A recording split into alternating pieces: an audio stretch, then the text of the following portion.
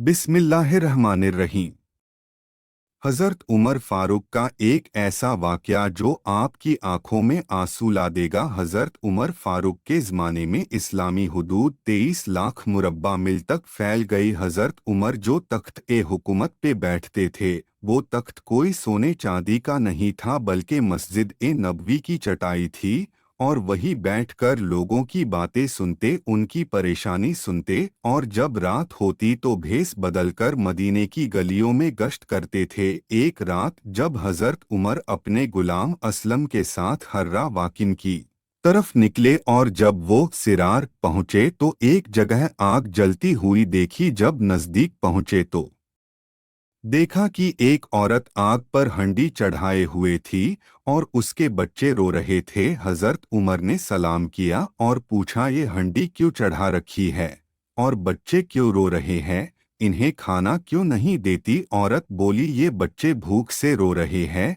3 दिन से हमारे यहाँ खाने को कुछ नहीं है। रोज़ाना बच्चे रोते हैं और मैं हंडिया के अंदर पत्थर डाल के नीचे से आग दे देती हूँ, फिर बच्चे इंतजार कर कर के सो जाएंगे। कबख्त सो भी नहीं रहे और वो पत्थर पकेगे भी क्या? और मैं उमर की जान को रो रही हूँ। प्यारा अल्लाह हमारे और उमर के बीच फैसला करे। ये बात सुनकर हज़रत उमर का कलेजा दहलने लगा और फरमाया, अल्लाह रहम करे, उमर को आपके बारे में कैसे पता होगा? औरत बोली, क्यों नहीं होगा?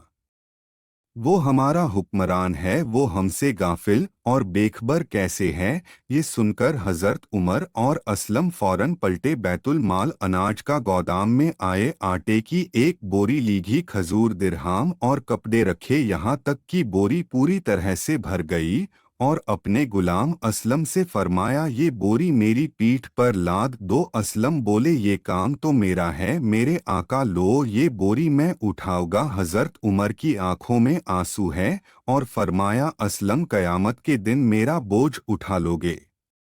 ये उमर का बोझ है, उमर को ही उठाने दो। ये सुनकर असलम ने बोरी उनके पीठ पर डाल दी और वो औरत के घर जाते हैं और दस्तक देते हैं। वो जब देखती है तो उसकी जान में जान आ जाती है और कहा, जल्दी जल्दी आटा बुन दो। और हज़रत उमर रज़ी अल्लाहु अन्हु सब्जी काटने लग जाते हैं और चूल्हे पे सब्जी पकाने रख दी जाती है, और जब जब आग बुझने लगती है हज़रत उमर झुक झुके चूल्हे के अंदर फूके मारते हैं, और जब खाना तैयार हो जाता है और सब खा लेते हैं तो हज़रत उमर रज़ी अल्लाहु अन्हु बच्चों को खुश करने के लिए उनके साथ खेलते हैं और बच्चों को हंसाते हैं। जब बच्चे मुस्कराने लगे तो औरत बोली, अल्लाह ताला आपको जज़ाए खैर दे, खिलाफत के हकदार आप हो। उमर नहीं, हज़रत उमर ने कहा, आप उमर को माफ़ कर दे।